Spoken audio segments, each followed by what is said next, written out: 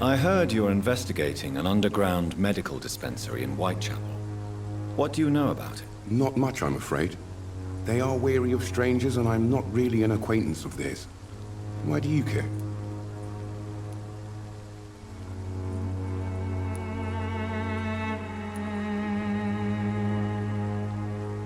I'm afraid one of the nurses from the Pembroke Hospital may be involved with unsavory activities. Ah, could it be Dorothy Crane? Without a doubt, you are a damn fine journalist, Mr. Darby. What do you know of her accomplice, a man named Darius? I don't know much about the man. He's very cautious, never goes out, doesn't seem to have any friends or family. He never goes out? No. A few days ago, he unexpectedly did. I followed him, but it was just a ruse to keep me away from his house. Really? How do you know? He went to the nearest mailbox, but just before posting his letter, he ripped it up and threw it away. He has no relatives at all? No, except for that strange man, a poet named Richard Nethercott, who sometimes comes by. Darius would never let him in. Where can I find this Mr. Nethercott? He spends most of his time lurking around Whitechapel, talking to himself or declaring verses. These days, you can usually find him behind the church.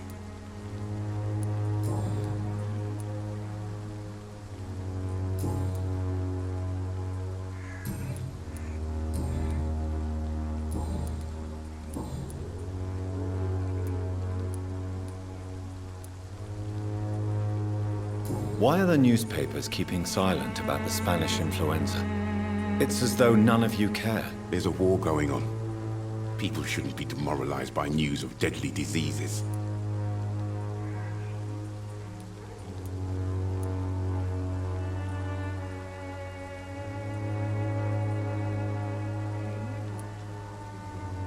I served in France. Our top priority must be to put an end to this butchery. This war must stop now. Sir, streets are a battlefield too. An invisible and untold war is going on, and it must be stopped.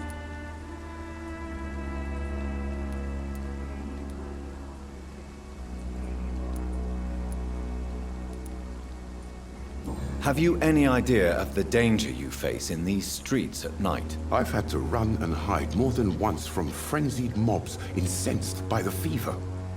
Do you think the flu is really responsible for this, Doctor?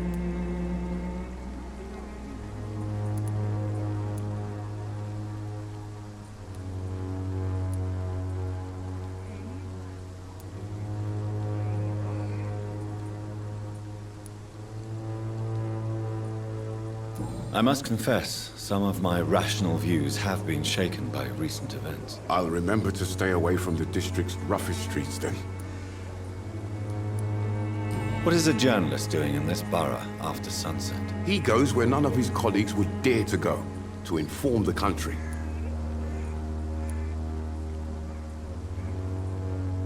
So you risk your life to reveal the truth.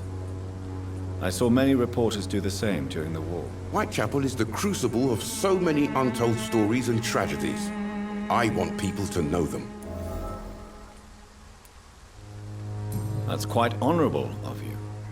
But is the public interested? Not at all, sir.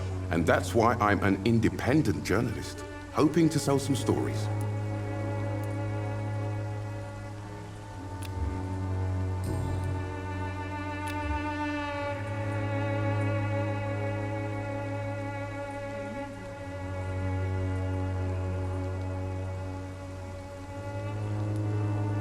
Do you need assistance? That would be nice of you, Doctor.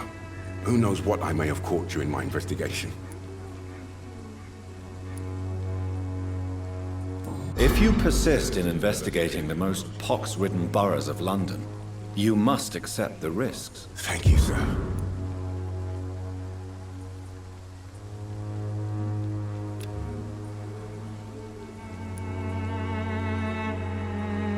Goodbye, Mr. Darby. Farewell.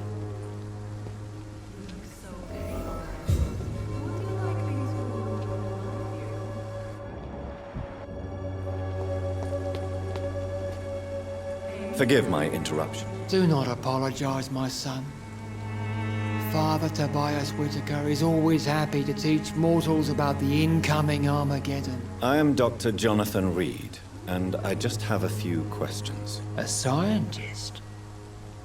You are much more lost than I thought, my son.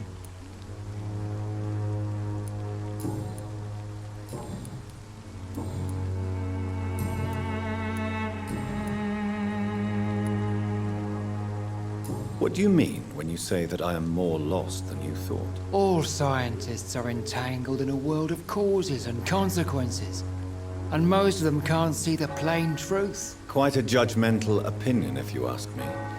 But what do I know? Blinded by science as I am. But you are seeking answers, aren't you? Answers about the Armageddon about to strike the city. Answers about the hidden truth. Well, I suppose I can spare a few minutes listening to your so-called truth. As a doctor, you must be aware of the decimating epidemic. But let me tell you that this so-called Spanish flu is just the beginning of the end. What do you mean? The beast is finally revealing itself, corrupting the flesh and the heart of men. With my own eyes I have seen them, those minions from the abyss. Really? And what would be your answer to this biblical threat? We must fight the disease before this legion outnumbers us. But not with scalpels and microscopes. No. What is left then? Cleansing fire.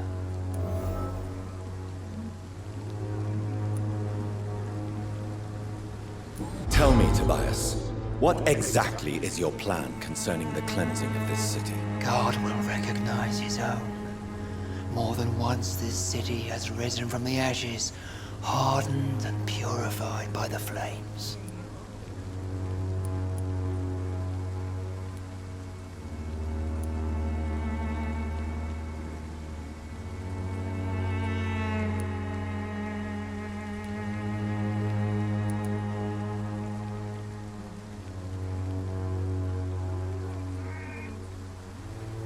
Purification by fire has proved useful, but where do you stop? Burn the clothes? The buildings? The corpses?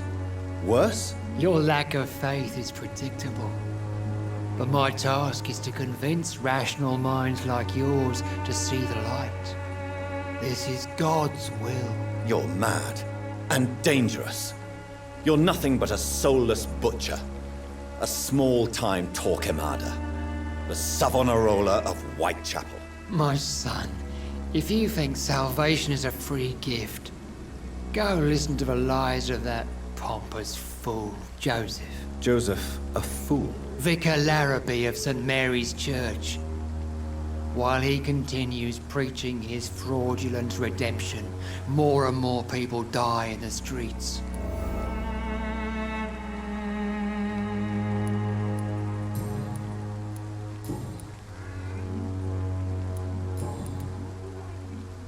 Do you know Nurse Dorothy Crane from the Pembroke Hospital? I'd like to know more about her. I don't like the liberal ideas of nurses, but I especially abhor that Nurse Crane you mentioned.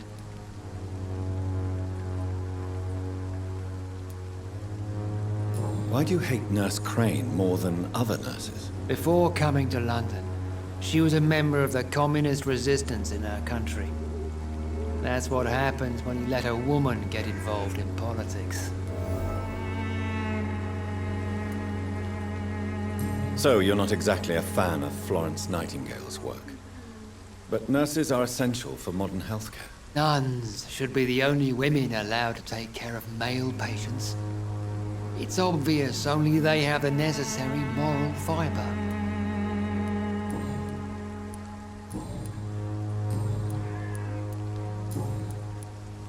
Have you any friends? Any family left in these terrible times? No. But I have a disciple I see as my son. He is so devoted. I sent him to preach the good word in the heart of this corrupted city.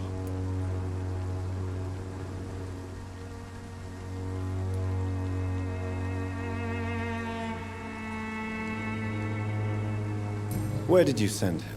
I sent Samuel to the Stonebridge Cemetery, where the pestilence and evil grows night after night. You sent him on some preaching crusade during the epidemic. As a true believer, Samuel will fear no evil while he walks through the valley of the shadow of death.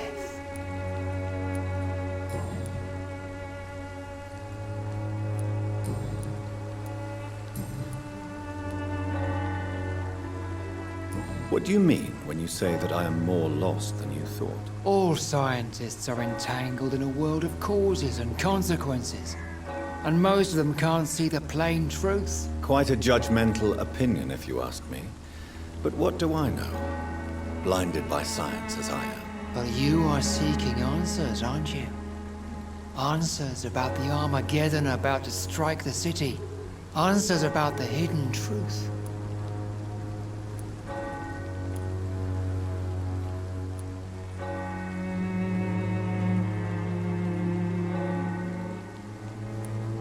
Well, I suppose I can spare a few minutes listening to your so-called truth. As a doctor, you must be aware of the decimating epidemic. But let me tell you that this so-called Spanish flu is just the beginning of the end. What do you mean? The beast is finally revealing itself, corrupting the flesh and the heart of men. With my own eyes I have seen them, those minions from the abyss.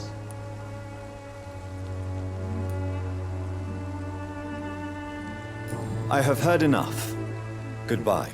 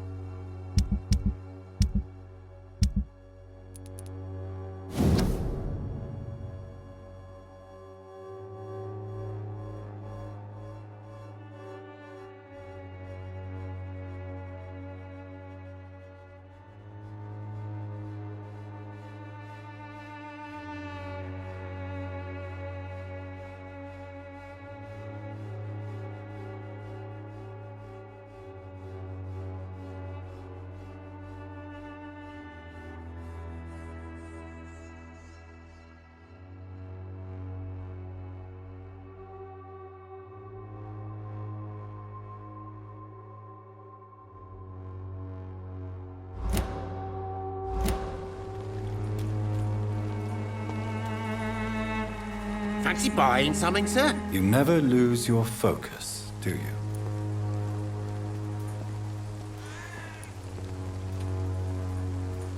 I found this box in an abandoned building nearby. I believe it belongs to you. Let's have a look. Yeah, this is mine. So, you faced those loons that roam around there. Extraordinary. I suppose I was lucky. Luck is a commodity round here. Yours should be properly rewarded. About this package, it's not just tools and trinkets, is it? I want to be rude or anything after your kind gesture, but it's none of your business.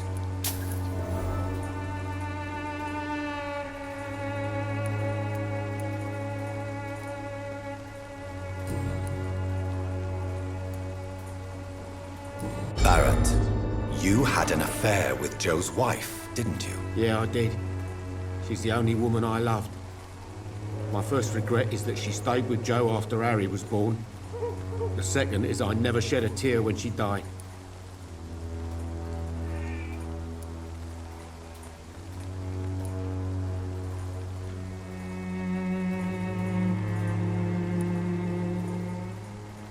Did you ever try talking to Joe? Never.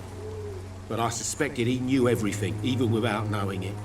And he decided to make me pay in his own way. Do you mean you're Harry's father? No one will ever know for sure. And it's better that way.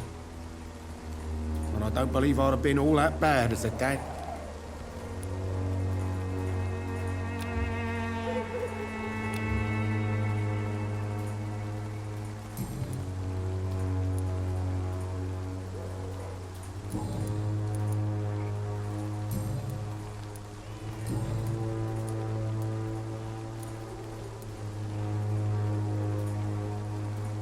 That's all for now. Goodbye.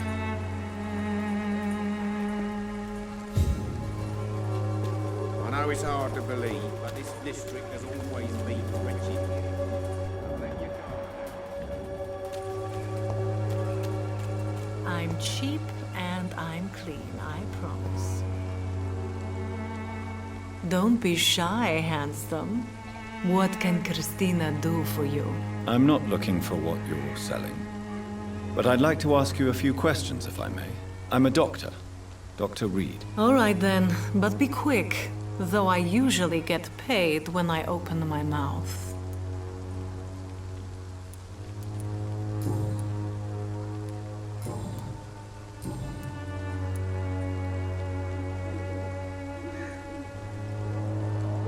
Clayton Darby claims he will expose the crisis in Whitechapel to all of London.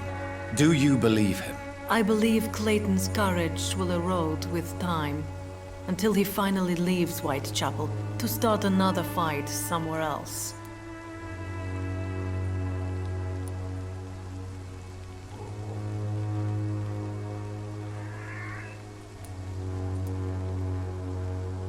Why this skepticism? How can you speak about starvation if you've never been hungry? Or about poverty? Or anything else you have never suffered from? Are you talking from experience? I've seen your type come here to get a good fuck in a cheap room or a dark alley before going back to their fancy houses in the West End.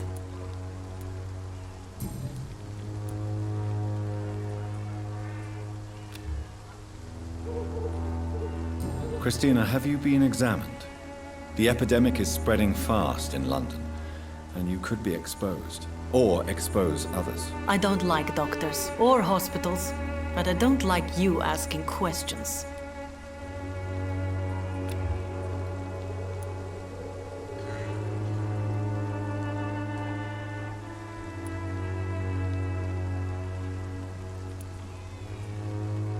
Considering your line of work, I assure you it is only a matter of time before you have health issues. If it is going to happen, it will happen. Right now, I need money. That's what's important. You can put your own life in danger, that's your decision. But what about your clients? If you're contaminated, you will put them in danger too. And you think that would worry me? If you knew the men I deal with, their health would not be what you'd worry about.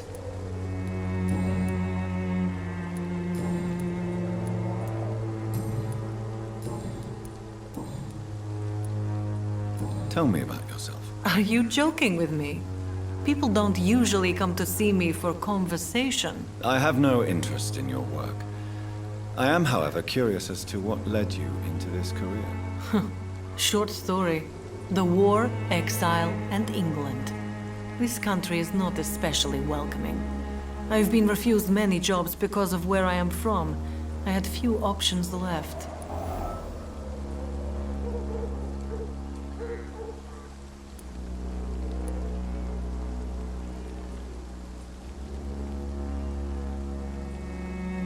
I always thought I was the master of my own fate. But now I know we don't always have control over our lives. I don't judge you. You know, this money is not only for me. I have good reasons to need this money quickly, but it is not your concern, Doctor.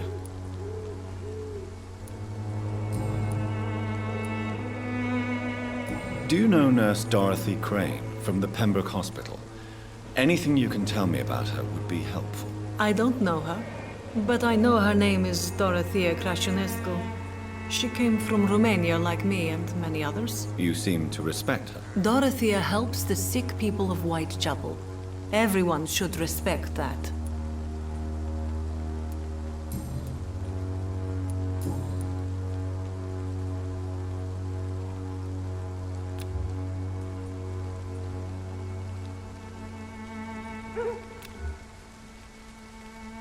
Do you need any assistance, Miss Popper? It depends on the price of your medicine. I am shocked that you would think I am that sort of man. Forgive my suspicion. I'm so used to liars with good manners. Thank you, sir.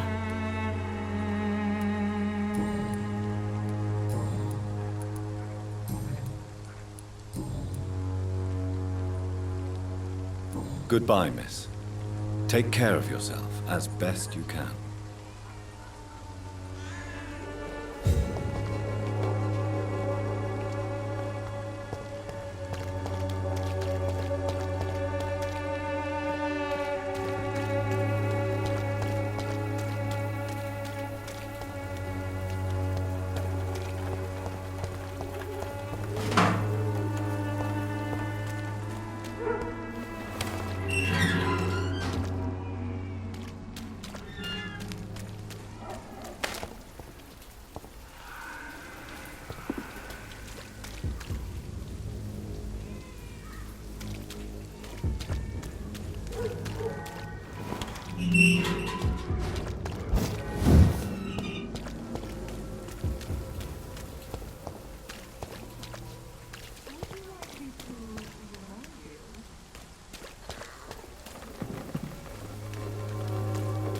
I'm cheap and I'm clean, I promise.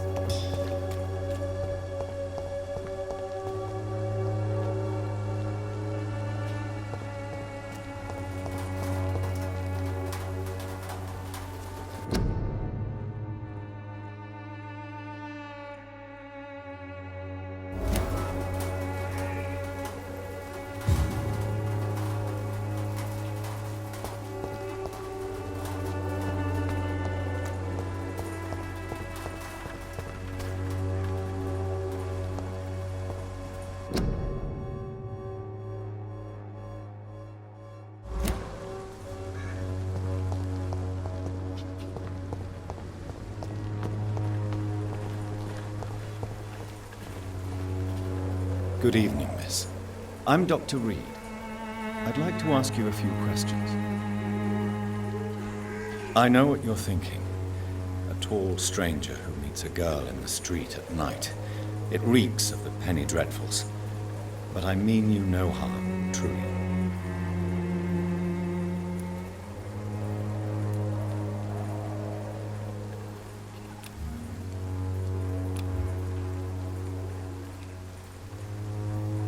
Melia, I know you work for Dorothy Crane.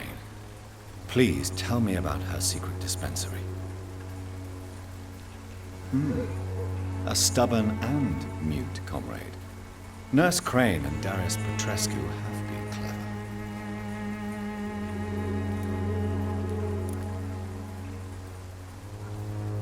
I know you understand what I'm saying. Your silence has nothing to do with you being mute, does it?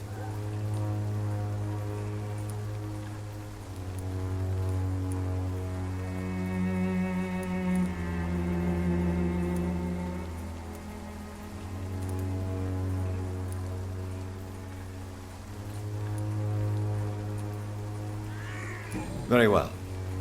Goodbye, then.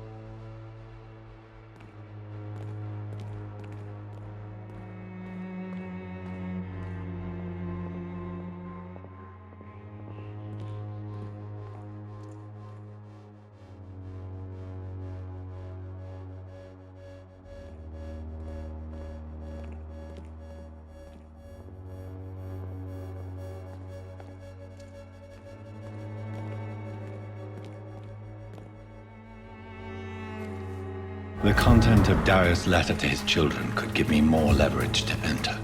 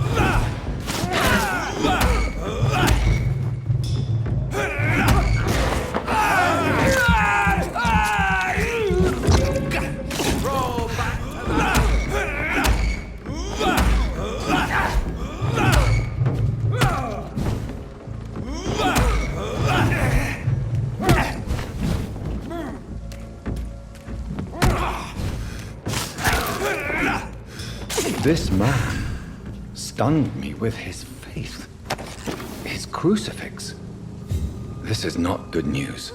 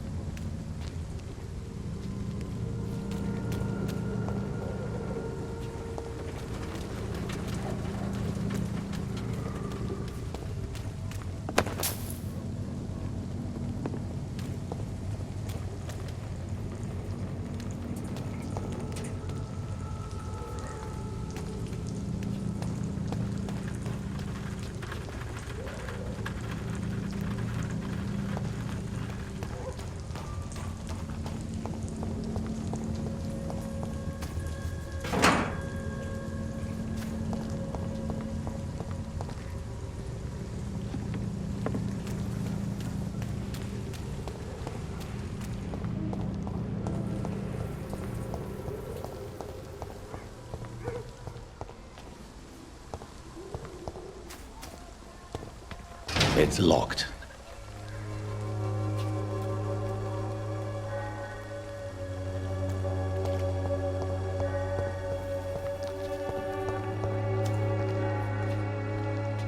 Hello again, miss.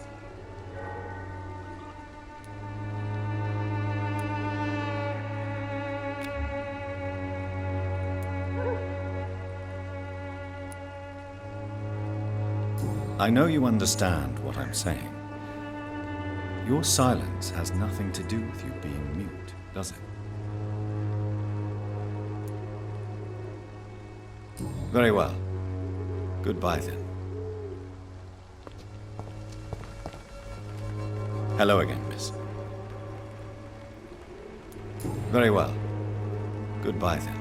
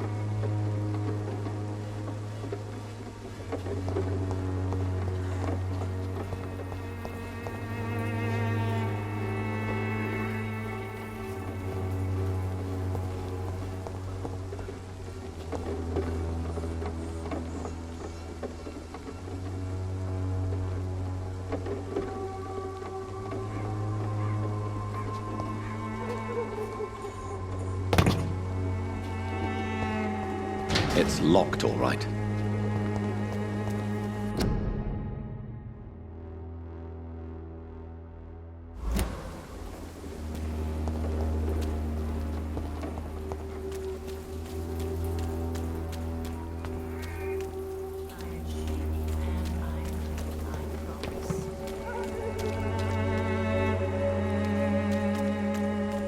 You look so pale, my lord. Would you like me to...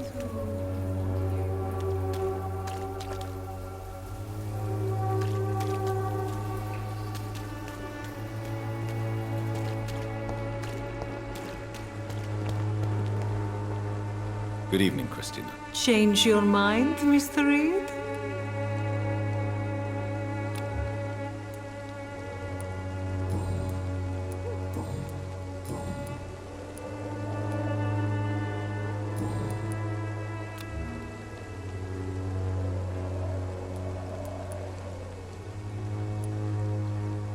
Do you know Nurse Dorothy Crane from the Pembroke Hospital?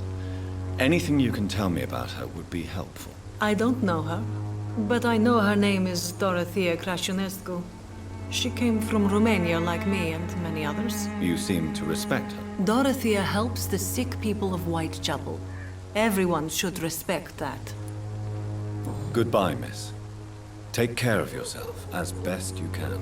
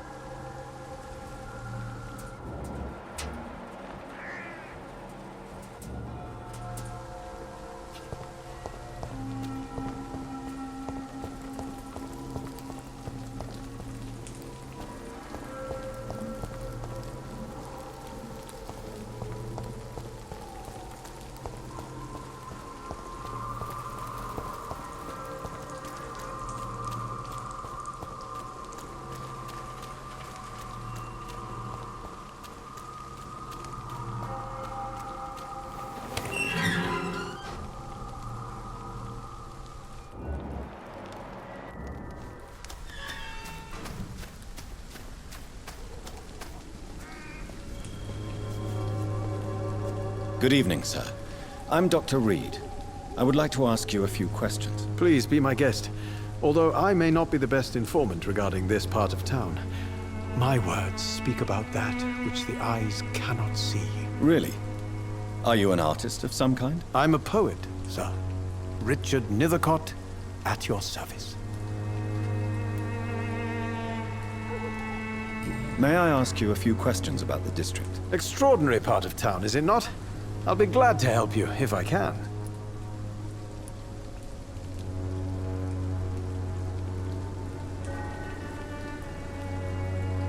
What can you tell me about an old man called Darius? Darius Petrescu. Yes, I know him. At first, I thought he was only a small publisher. I invited him to publish my work, but his reaction was pretty clear. Not interested in your talent? Darius is an old political activist who takes delight in printing tracts and lampoons. Those communist activities only require mediocre writing skills.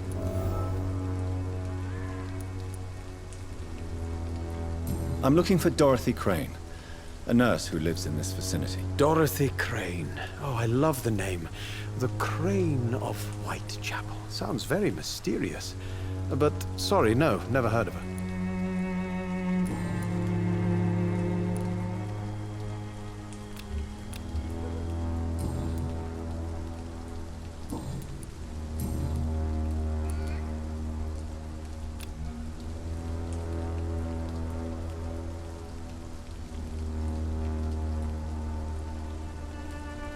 Did you know the Mute Florist is a member of a secret society? No, I didn't.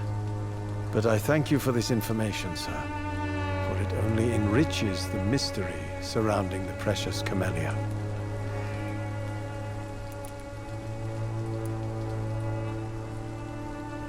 Are you not curious?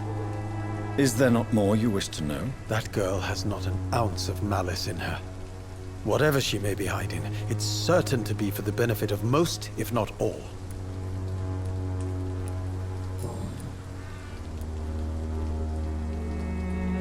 Tell me, Mr. Nethercott, why seek inspiration in Whitechapel? The place is not beautiful per se, but how to explain it?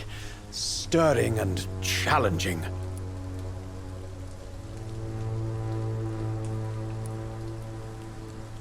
In what way, exactly? The struggle by gaslight, the barren smiles, and the arid hunger under the rain. If you say so. Such vibrant antagonism and vivid paradox, the stripped humanity raged across each street. Vivid, of course, yes. And what about the poignant distress? Oh yes, the poignant distress. You see what I mean, don't you? That's what I want to write about, and that's what Whitechapel is made of. Do you not think it a little morbid? On the contrary, sir, Whitechapel is full of life, full of beauty. Just like my dear muse, the wonderful Camellia. What can you tell me about Camellia? Not much, and that's the beauty of it. She can't speak, you know. She's a locked mystery who exhales kindness and sweetness.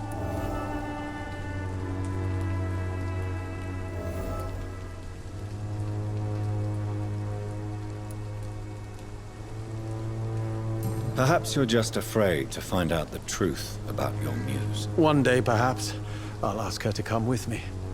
But will she still be my wild flower of Whitechapel if she moves uptown? And have you ever tried to learn more about her? Where she lives? How she survives? Whom she may know? Maybe I prefer she remains an enigma. Reality can be so dull, don't you think?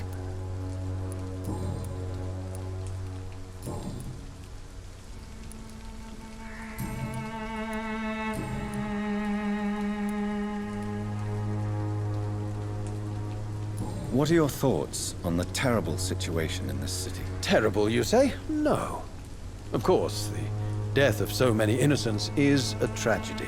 But the scourge has not been all bad for the city. Oh, no, sir. What are you talking about? Do you remember London before the flu? Noisy, cacophonic, quiet nowhere to be found. And now, listen to this oddly peaceful silence.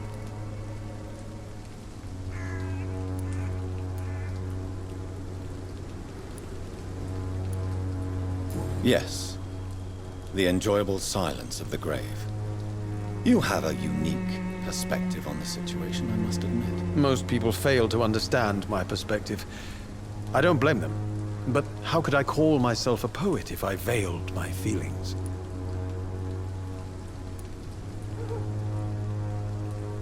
May I ask what you're doing at this hour of night, sir? Do you live here? Not at all. I'm just enjoying the pleasure of a quiet walk. Though night talks are always preferable, if you ask me. Especially with strangers.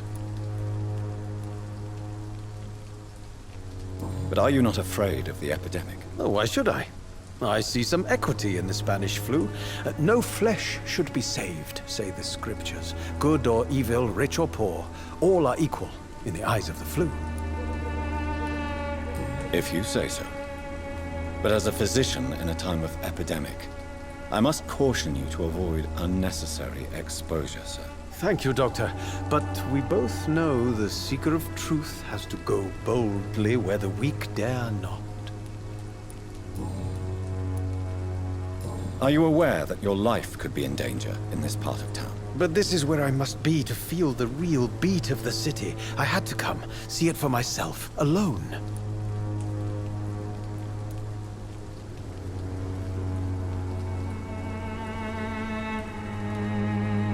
I understand your need for solitude, but it's not safe around here. I don't care. I don't have many friends, Doctor, and my family despises me. If some misfortune came upon you, who would be here to help you? Well, you for a start, my dear Doctor.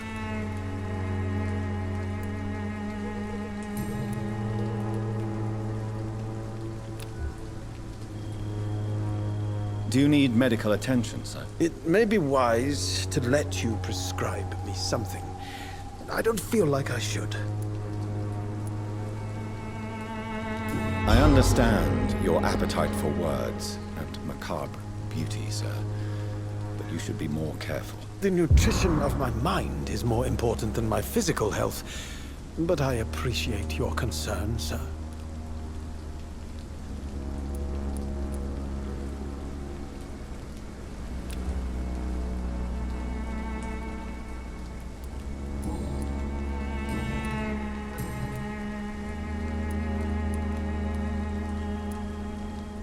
Did you know the Mute Florist is a member of a secret society? No, I didn't. But I thank you for this information, sir. For it only enriches the mystery surrounding the precious camellia. I fear you are a hopeless romantic, Mr. Nethercourt. Guilty as charged, Dr. Reed.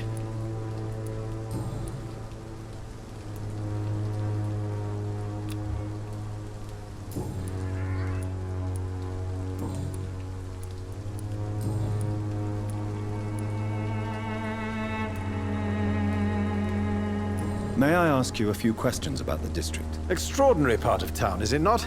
I'll be glad to help you, if I can.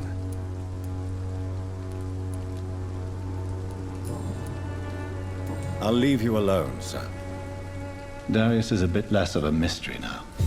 It should not be that difficult to incite him to let me in.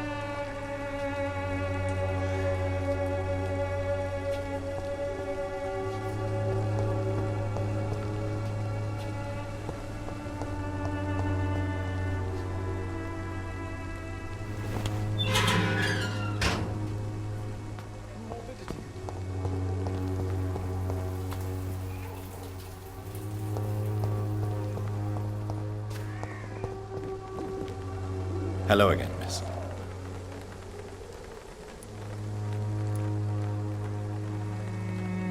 Tell me about Richard Nethercourt. I understand he is quite fond of you, Camellia.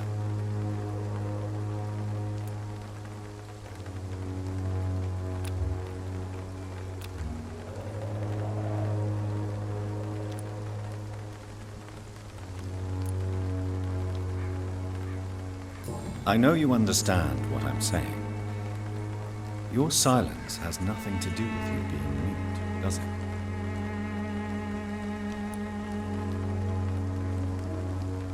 Very well. Goodbye, then.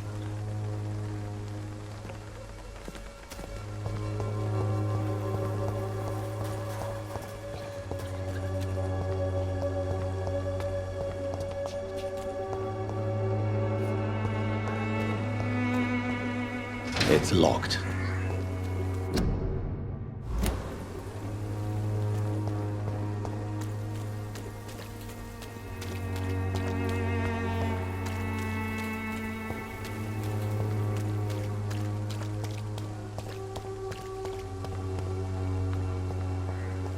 Pay me a glass and I'll be gentle.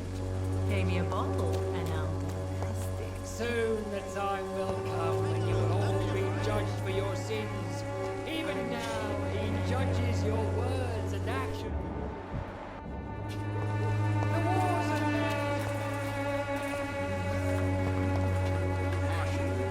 there. Excuse me, sir. I have a few questions for you. Another journalist? I didn't answer the first one, so piss off! I'm not a journalist, I'm a doctor. A doctor, you say? It's quite a rare breed in this part of town. Really? But still, here I am. Dr. Jonathan Reed, at your service. I'm Joe Peterson to some, but Colossus Joe to most. And I don't remember asking for your service, sir.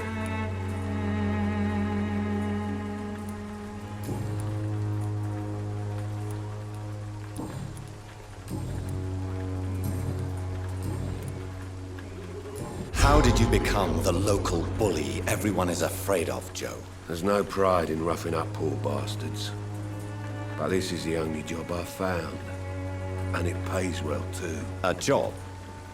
So you're racketeering for someone else? I got enlisted by the Wet Boot Boys, a gang from the docks. I'm their muscle for their dirty work.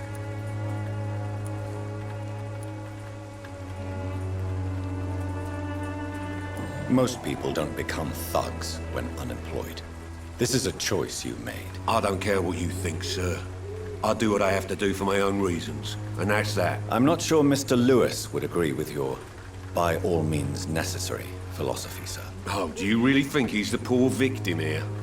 Barrett can be as sneaky as anyone. Long ago, I even called the bastard my best friend.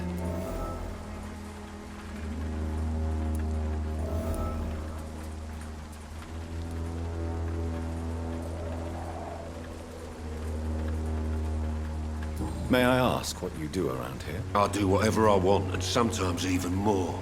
Now sod off. According to you, physicians are scarce in this part of town. Why is that? Not familiar with this neighborhood, are you? I guess your fancy colleagues are too afraid of being stabbed in the back. This part of town does have quite a reputation. Would you say it's justified? Totally. Look at me, for instance. I always look my opponent in the eye before knocking him out.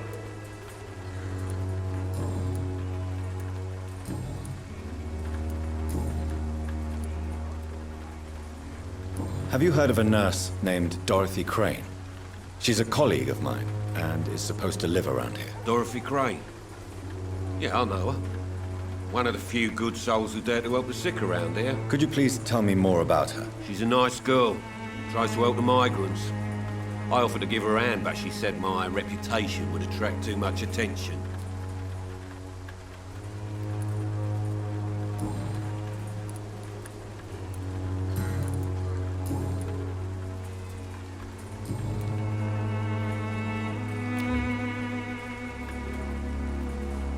Goodbye, Mr. Peterson.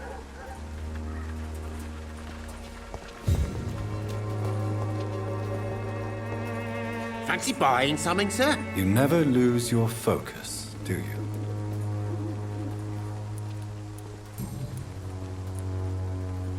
Joe Peterson. He's the villain here, isn't he? But you seem to know each other. I'd known Joe for years. I saw him box once or twice. He was a friend then. But these days, he's just another thug. What can you tell me about Mr. Peterson? Besides his behavior toward you, obviously. Colossus Joe was a decent boxer, good one even.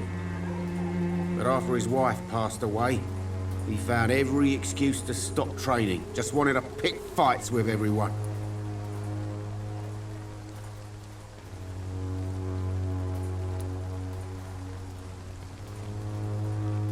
Without making excuses for him, it's safe to say that despair can poison even the sanest mind.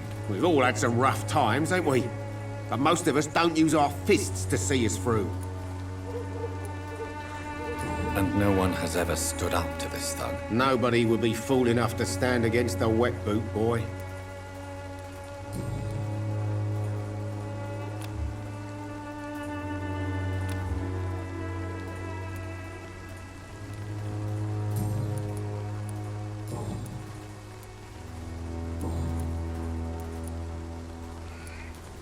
That's all for now. Goodbye.